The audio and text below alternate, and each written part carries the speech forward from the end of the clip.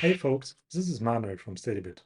Today I want to give you a quick update about our latest observability integration into New Relic.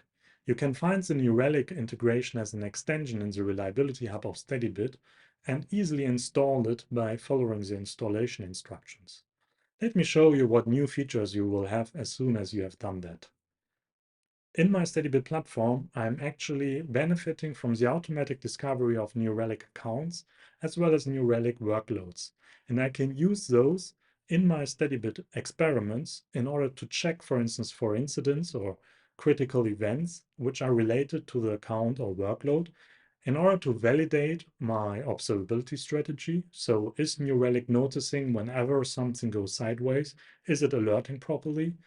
And also check whether my system is reliably working by using the observability.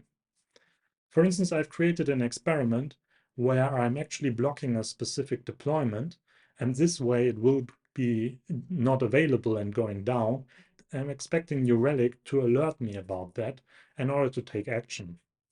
And when I'm running that experiment, I'm able to see in the experiment run view all detected incidents related to the New Relic workload, and this way validate that New Relic has actually detected and worked as expected. Whenever this is not true, the experiment will fail, and you can react on that, for instance, in a CI/CD pipeline and fix that right away. And in order to get you started as easy as possible, we are actually providing some useful recipes, which you can just download from the Reliability Hub of Steadybit, import them into the Steadybit platform, and execute them right away. Check them out and take care.